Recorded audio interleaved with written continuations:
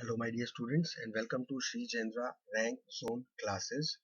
I'm your facilitator, Amit Ajmani, and in this lecture, we will continue with atomic structure.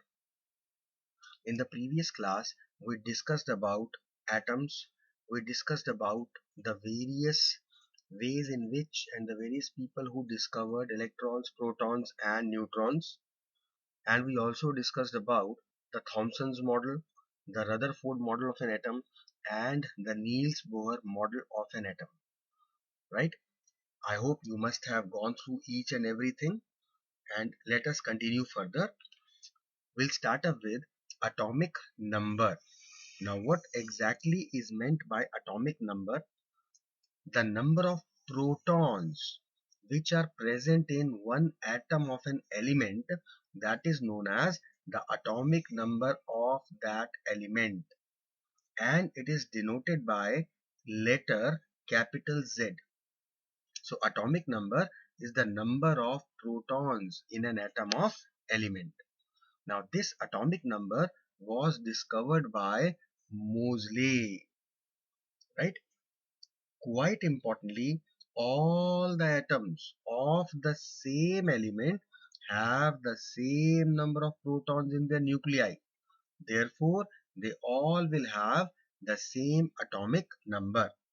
But if we talk about different elements, then the atoms of different elements have different number of protons in their nuclei, and that is why they have got different atomic numbers. When we talk about atomic numbers, no two elements can have the same atomic number. And since the element has its own fixed atomic number, so we can say that we can use these atomic numbers to identify an element. It is a characteristic property of any particular element. Now, when we talk about a normal atom, now what is meant by a normal atom? Normal atom means a neutral atom. In a neutral atom, the number of protons is always equal to the number of electrons in it. That is why the equal and opposite charges cancel out each other and the atom is neutral. So, in case of a normal atom or in case of a neutral atom, we can say that the atomic number of an element is equal to the number of electrons. But the condition is it should be a neutral atom of that element. So atomic number which was equal to number of protons can also be written as equal to number of electrons in one neutral atom. Now whenever we talk about the chemical reactions, then in that case you need to remember that only the electrons of an atom take part in a chemical reaction. Protons do not take part in a chemical reaction, and that is why during a chemical reaction the number of electrons may change, but the number of protons always remain the same. So we can also say that the atomic number of an element does not change during a chemical reaction. It remains the same, right? Coming to the next topic, that is mass number. We know that an atom consists of protons, neutrons, and electrons. And we have studied in the previous lecture that the mass of electron is negligible. So we can say that the real mass of an atom is mainly determined by the number of protons and neutrons present in it. And these total number of protons and neutrons which are present in one atom of an element, that is known as its mass number. So what is mass number? It is the total of number of protons and number of neutrons. Now this mass number is denoted by the capital alphabet A. And this mass number also gives us the atomic mass. For example, if the mass number of an atom is 23, right, which is of sodium, then we will say that the atomic mass will be 23 units, right? When we talk about the atomic number and mass number, the relationship between these two is that the mass number is equal to atomic number plus number of neutrons. Why? Quite simple, because mass number was originally, we said it is the number of protons plus number of neutrons, and the number of protons is also called atomic number. That is why mass number will be equal to atomic number plus number of neutrons. Now, whenever we write an element, we write the symbol of an element on the left hand side. On the lower side, we write the atomic number, and on the upper side, we write mass number. For example, if I am representing sodium, then I will write 11 here and 23 here. So what exactly is the information? It conveys sodium, Na, the element, the symbol is Na. Now, if I am writing 11 on the left hand downside, it represents the atomic number. And when I talk about the upper way 23, it represents the mass number. Similarly, if I write carbon 612, it means 6 is the atomic number of carbon and 12 is the atomic mass of carbon. Okay. Now, we know that electrons are present in the outer shells or orbits or energy levels outside the nucleus in an atom. And how exactly they are arranged, that is what we need to understand. Now these shells or the orbits or the energy levels that we are talking about outside the nucleus, they are denoted by either the numbers 1 2 3 4 5 6, or they are denoted by alphabets K L M N O P, and it starts from the center going outwards, right? For example, if we are talking about these shells, this is the first shell, and this is the second, this will be the third, and this will be the fourth. The first energy shell is called the K shell. Second one is known as L. Third one is represented as capital M, and fourth one by capital N, similarly capital O, similarly capital P, right? Now electrons are actually present in these shells K, L, M and OP, and which particular shell holds how many electrons, that is called the electronic configurations of elements. Now what exactly is electronic configuration? It is the arrangement of electrons in these various shells K, L, M and OP, or these are also called as energy levels. So the arrangement of electrons in the shells of an atom of an element, that is called the electronic configuration of the element. We can also say that electronic configuration is the distribution of electrons in various shells of an atom. The K shell, L shell, M shell, N shell, O shell, P shell, how many electrons are distributed and in which shell, that is called the electronic configuration. Now, quite importantly, Niels Bohr mentioned while giving his model of an atom that we studied in the previous class, that each energy shell, each energy level has a fixed amount of energy associated with it. And because of that, it can hold a limited number of electrons only. Now, what is the maximum number of electrons? which can be held or put in a particular energy level or shell, it was given by Bohr and Bury. And according to them, the maximum number of electrons which can be accommodated in any energy level of the atom is calculated by the formula 2n square, where n is the number of that energy level.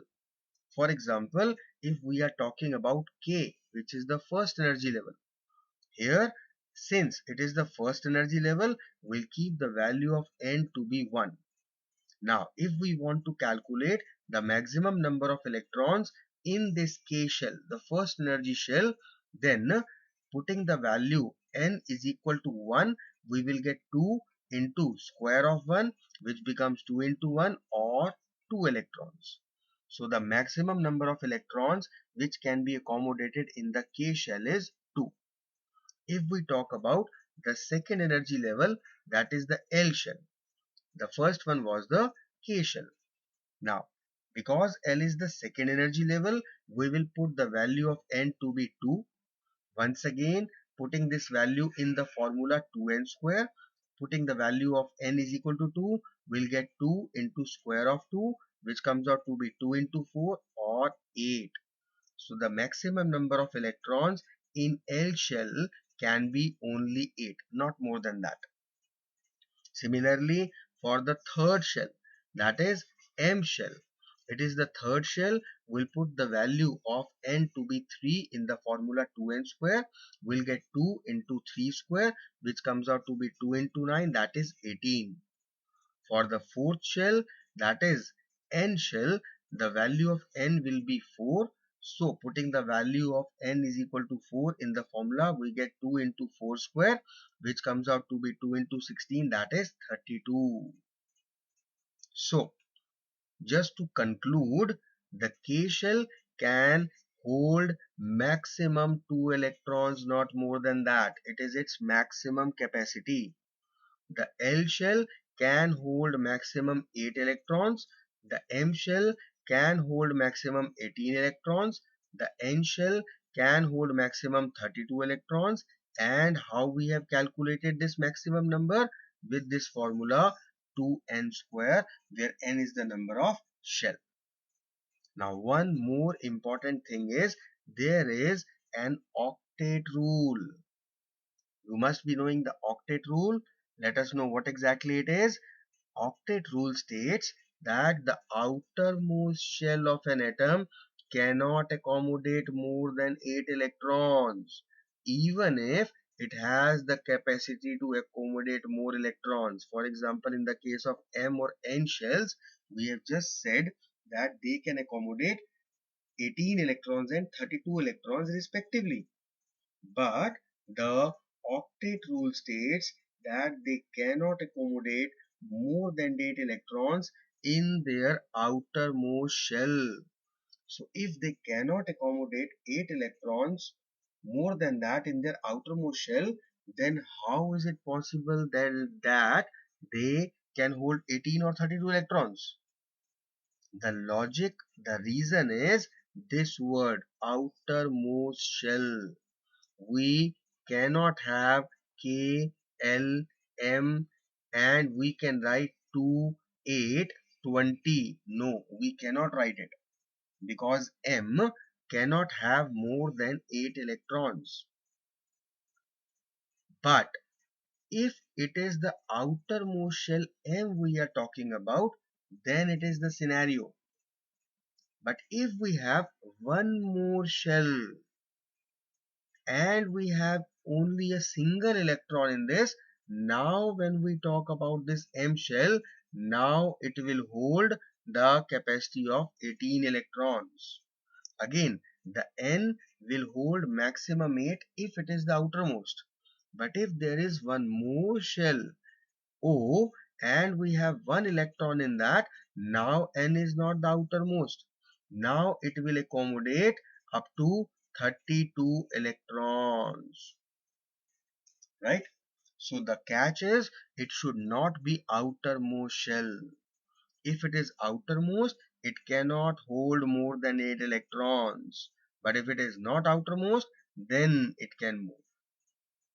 Another point to note is, then when we are doing electronic configuration, then the electrons in an atom do not occupy a new shell unless all the inner shells are completely filled with electrons. So firstly, the K shell will get filled. Once it is filled, now the electrons will move to the L shell. Once the L shell is filled, now they will move to M. Once the M is filled, now they will move to N. After doing this, we have an exception of the octet rule, that if it is outermost shell M, then in that case we need to have at least one electron in the N shell. Then only the previous shell M will fill it to its maximum capacity of 18 electrons. This is what we have seen just above. Clear?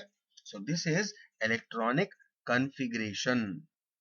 Now very important term, what is valence electrons or valency electrons?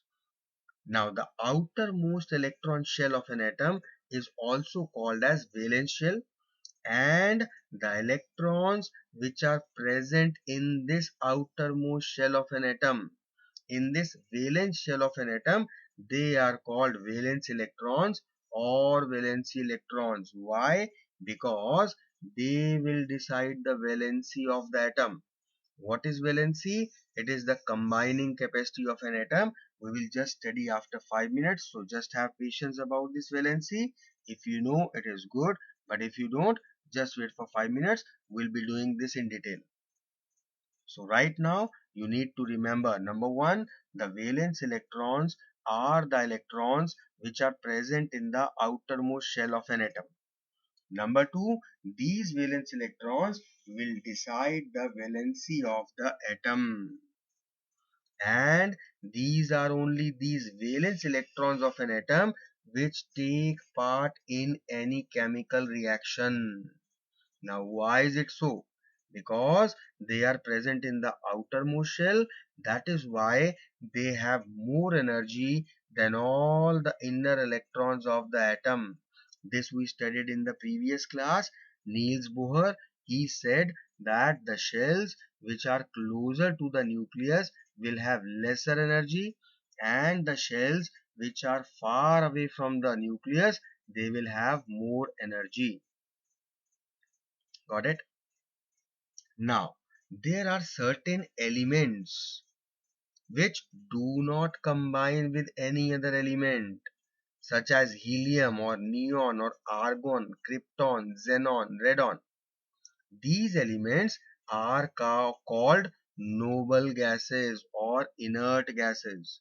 Why? Because they do not react with other elements to form any compounds. Now, why is it so? That these elements, they do not participate in any kind of reaction. The reason is their electronic configuration.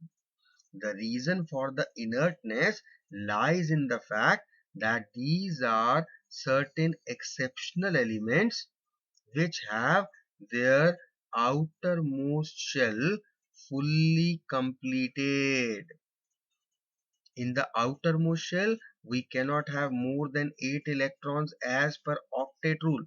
So all of these elements have 8 electrons in their outermost shell except the first one, that is our helium.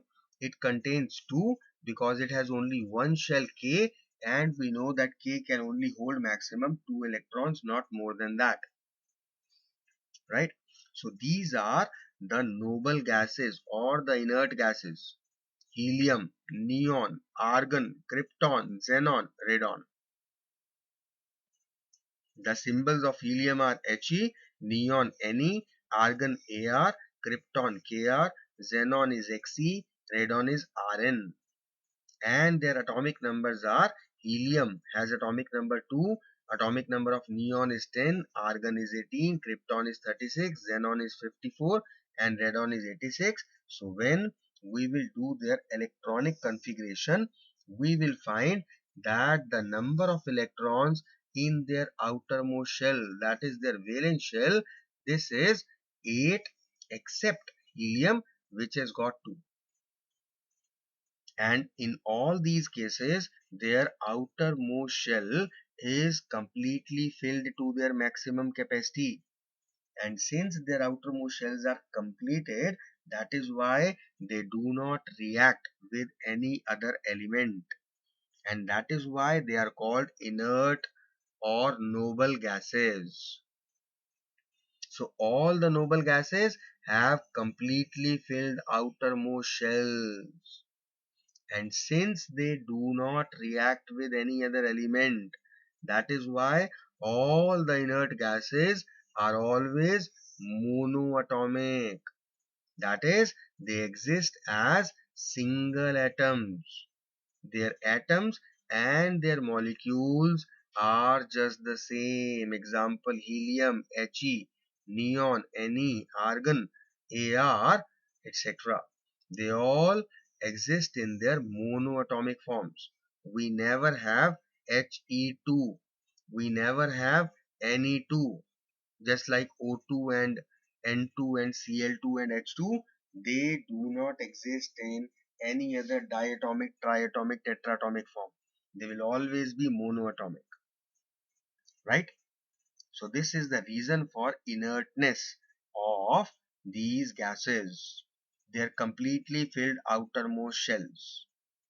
Now coming to that topic which we just said that will be taking after 5 minutes. I think that 5 minutes must have been over now, and we are here with the topic of valency. Now what is valency? It is the capacity of an atom of an element to form chemical bonds. That is called the valency. Or we can also say that it is the number of electrons lost, gained, or shared by an element. Why are they losing or gaining or sharing? Because even they want to achieve the inert gas configuration. Because on achieving the inert gas configuration, they will become stable. So the combining capacity, the number of electrons lost, gained, or shared by these elements, that is their valency, and this valency is decided as per the number of valence electrons, because ultimately the purpose is to fill the outermost shells completely. Got it? So this is about valence electrons and valency. Now let us come to next topic, that is isotopes. Now what exactly are isotopes? Isotopes are the atoms of same element. The element needs to be same. So these are the atoms of the same element having the same atomic number but different mass numbers. Their atomic number is same, but mass number is different. What is atomic number? Number of protons or electrons if we are talking about neutral normal atom. And what is mass number? It is the number of protons plus neutrons. So if we are saying that the atomic number is same, that means the number of protons are same. So where exactly is the difference coming? The difference is due to their number of neutrons, right? So the isotopes of an element have the same atomic number because they contain the same number of protons and electrons. But they have different mass numbers because they contain different number of neutrons. So ultimately, the isotopes of an element differ in the number of neutrons in their nuclei. Let us consider a few examples of isotopes. First of all, taking example of isotopes of hydrogen. Now hydrogen exists in three forms. One is called protium, another is deuterium or deuterium, and another one is tritium or triton. Here we can see that the formula of protium, deuterium and tritium are H11, H12, H13. Now on the lower side we always represent atomic number, so we can say that the atomic number of all these forms of hydrogen is same, that is 111. Where is the difference? The difference lies in their mass numbers. Protium has 1 atomic mass, deuterium has 2 atomic mass, and tritium has atomic mass 3. And that is why they are termed as the isotopes of hydrogen. Similarly, carbon also occurs in three forms: carbon 612, carbon 613, and carbon 614. So once again, atomic number of all these three is same, that is 6, but the atomic masses are different, that is 12, 13, and 14. So these are three isotopes of carbon. Oxygen also exists in three different forms: oxygen 816, 817, and 818. These are the three isotopes of oxygen. The atomic number of all is same, that is 8, and the atomic masses are different, that is 16, 17, and 18. Similarly, neon also exists in three forms: neon 1020, 1021, and 1022. Atomic number again is same, 10, 10, and 10 respectively, and atomic masses are different, 20, 21, and 22. Now, certain elements exist in three forms, like all these examples that we have taken, right? But it's not important that everyone, it's not mandatory that every element has three isotopes. No. For example, chlorine. Chlorine has got two isotopes, 17, 35, and 1737. So these are the two isotopes. Similarly, uranium is a metal which has two isotopes. One is 92 235 and another is 92 238. Right? So I hope that there are sufficient of examples through which you can relate what isotopes are. Now let us come to next term, that is isobars. Now what exactly are isobars? These are the atoms of different elements having different atomic numbers but same mass number, that is same atomic mass. Now isobars have different number of protons in their nuclei, but the total number of nucleons, that is the protons and neutrons, that is same in them. Example you need to remember, one example is isobars are argon, Ar, and calcium. Argon and calcium, right? Now they both are different elements, they have different atomic numbers. Argon has 18 and calcium has 20 atomic number, but their mass number is same, that is 40.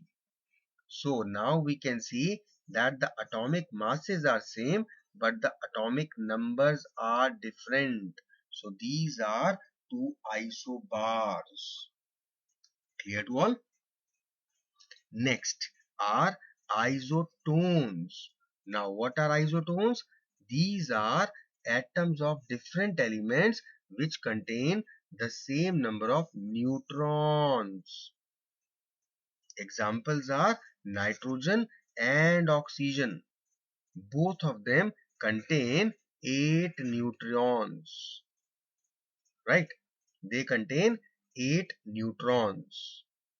So they both are isotones. Next, another variety of elements is isoelectronic species. Now what are these? They contain same number of electrons. For example, oxygen ion and fluoride ion. They both contain the same number of electrons. After gaining the electrons, because minus charge shows that they are ions, they are negative ions, so they have gained electrons. And after gaining electrons, now their number of electrons become same. That is, both of them contain 10 electrons each. They have 8 electrons in their outermost shell. Similarly, sodium ion and magnesium ion, they initially had different number of neutrons when they were neutral atoms, but once they are converted into ions, they have lost the electrons. Now they both of them, they have once again 10 electrons, right? So these are isoelectronic species. Please try to relate all of them independently, separately. First of all, we studied about isotopes. Now, isotopes had got same number of protons, but they have got different number of neutrons. Then we talked about isobars. Isobars were totally opposite. They have got different number of protons but same number of nucleons. Now we are talking about nucleons, that is the number of protons and neutrons. When we talked about isotones, they have got same number of neutrons. Isoelectronic species, they have got same number of electrons. So you can differentiate and compare all these four: isotopes, isobars, isotones, and isoelectronic species. Clear? Let us come to now X-rays. Now these X-rays were discovered by W.K. Roentgen, and these X-rays are produced when cathode rays strike with hard metals like copper or tungsten. Now these X-rays are very important in our day-to-day life. Why? Because they are used for medical purposes. They are used by doctors to trace the fractured part of bones if there is any, due to some accident or because of any particular reason. If our bones are fractured, then the first thing doctor makes us to do is he makes us to undergo an X-ray. Why? Because these X-rays have a great penetrating power. So these X-rays, when they enter our body, because of their great penetrating power, they can directly create shadows of the bones, due to which the doctors are able to relate if there any kind of fracture present in our bones, and he can treat accordingly. So these are X-rays. Let us come to the next topic, that is radioactivity. Now what exactly is radioactivity? It is a phenomena. It's not a process. It's a phenomena. I have seen many students writing it is a process. No, it's a phenomena. Phenomena of what? Phenomena of spontaneous emission of invisible radiations by certain substances. This phenomena is called radioactivity, and these substances which spontaneously emit these invisible radiations, these are known as radioactive substances. This phenomena of radioactivity was discovered by Henry Becquerel, and radioactive substances like polonium and radium, they were discovered by Madame Curie. You all must have read about this radioactivity, Madame Curie. Now, when we talk about these invisible radiations, there are three types of these invisible radioactive radiations. What are these? Alpha rays, which is represented as this sign. This is basically alpha rays. Another one represented by this sign, these are beta rays, and represented by this sign, these are gamma rays. So alpha, beta and gamma, these are the three types of radioactive radiations. Now what exactly are these alpha, beta and gamma? Let us try to have a basic idea about these. The alpha rays consist of positively charged helium particles, and each of these particles has a mass of 4 units. These alpha rays we have studied in the previous class also, in the Rutherford experiment, gold leaf experiment, in which he allowed these alpha rays or the helium particles to go through the gold leaf, gold foil. Correct? Talking about next beta rays, these are negatively charged particles. And gamma rays, they are high energy electromagnetic radiations. They don't have any charge. They don't have any mass. It's just negligible. But these are high energy electromagnetic radiations. So these are alpha, beta and gamma rays, and any substance which emit these radiations spontaneously, those substances are called radioactive substances. And this phenomena of emission of these alpha, beta and gamma rays by these radioactive substances, this phenomena is called radioactivity. Got it? So this is all about radioactivity, and this is all about our chapter atomic structure. Let us try to recall what we have studied in the previous class and in this class. We started with atom, electron, proton, neutrons.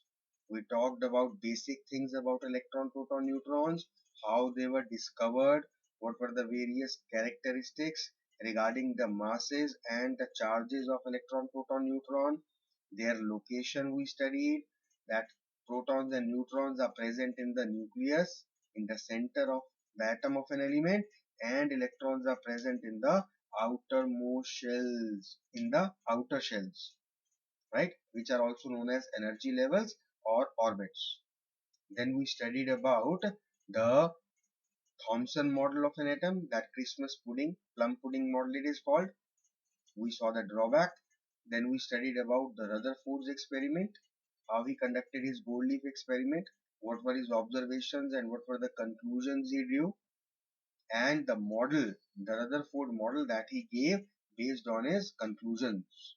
Then we saw the drawback of Rutherford model, that it could not actually explain the stability of an atom. And who exactly stated the stability? It was Niels Bohr. He gave his own Bohr's model of an atom, which we follow presently. Then we started our today's class with atomic number. What exactly is atomic number? Number of protons. Then we talked about atomic mass. We saw the representation of atomic number and atomic mass. We discussed about electronic configuration. We talked about KLMNO shells, how many electrons they can hold, calculated by the formula 2n square. We discussed about the inertness of noble gases, that how they are inert because of their completely filled outermost shells. Then we talked about four type of these atoms. One are isotopes, then is isobars, then is isotones, and then is isoelectronic species. Isotopes, atomic number is same, atomic mass is different, which means they have got different number of neutrons. Isobars, exactly opposite of them. There we saw that the atomic mass was same, atomic number is different. That means they have got different number of protons in their nuclei. Examples we have seen of isotopes: isotopes of hydrogen or oxygen or chlorine or uranium or neon or carbon. In case of isobars, we need to learn only one example, that is argon and calcium, right? Then we talked about isotones, who have got same number of neutrons, like we talked about nitrogen and oxygen. Then we studied about the isoelectric species. They have got the same number of electrons, and that is only possible when the elements either lose or gain electrons and they are in their ionic form. Then we talked about X-rays, and last but not the least about radioactivity, which is there on the screen, alpha, beta and gamma rays. Fine. So this is the chapter all about. I have taught the chapter and in the end I have revised the chapter because you all know after the completion of the chapter what exactly is going to follow. In the next class, obviously, we'll be taking up the questions based on this whole chapter. And as always, after completing the chapter, my humble request, advice, command, whatever you want to take it, however you want to take it, go through the chapter, learn it, come prepared in the next class, come prepared for the examination questions. Because assume that you are having a kind of test. But the best part is nobody is marking you wrong, nobody is giving you the marks, nobody is scolding you for making errors. It is just a simple, straightforward learning process that we'll be doing tomorrow. Fine. So let's catch up tomorrow with the question answers. Till then, study hard, take care of yourself, stay healthy, and thank you so much for being with me. Thank you very much for watching. Have a great day.